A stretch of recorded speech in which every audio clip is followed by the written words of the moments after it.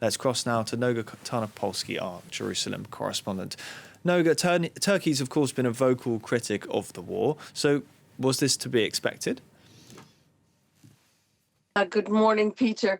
It's to be expected in a wider context in which the Turkish president, Recep Tayyip Erdogan, has really become a more and more, I would say, extremist critic of Netanyahu, who in recent months he can't stop comparing to Adolf Hitler. He has used very, very radical terminology to describe the Israeli leadership. The issuance of these warrants comes in a context in which Turkey is vying for power in the post-war scenario being created right now by the United States. Now, Erdogan, like Orban, who you mentioned earlier, is known to be a favorite of Donald Trump. He's one of the kind of, tough guy, strongmen who Donald Trump is known to favor. But he's also the leader of a NATO power. And so all of these questions of how far can Turkey go while remaining a member of NATO in good standing, and what Israel will take from Turkey, all of this is coming into play. Erdogan is jockeying against Qatar and Egypt, the two countries who have really stood out with their efforts to mediate the end of this war.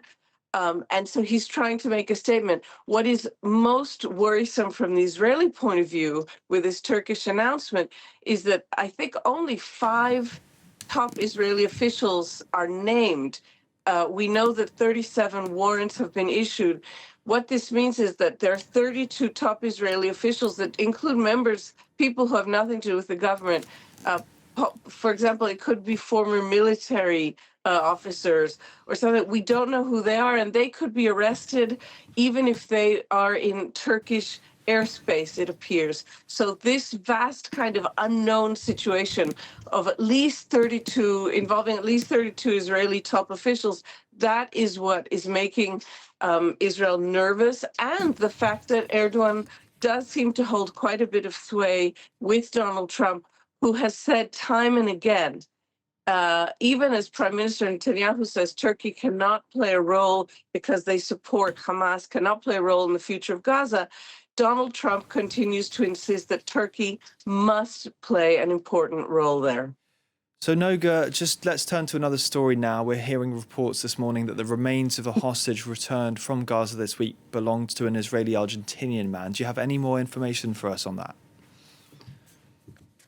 Absolutely. We're speaking of Lior Rudayev, whose remains were identified it was announced just in the last hour. He was born in Argentina. In fact, like you mentioned, he moved to Israel. He immigrated to Israel at the age of 7 and spent his whole life in the south of the country, the kibbutz of Nir Yitzhak, where he died at age 61 in 2023. Trying to defend the perimeters of the kibbutz.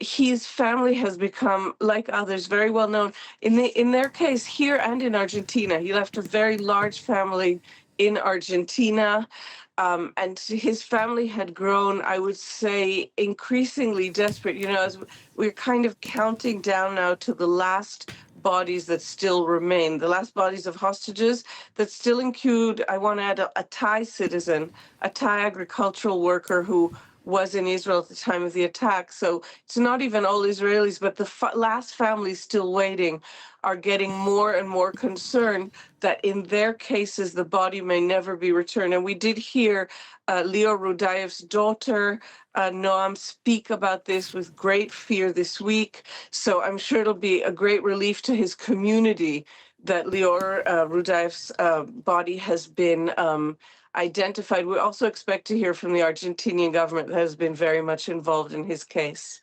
Noga Tarnopolsky there for us. Thank you so much, Noga, for that update.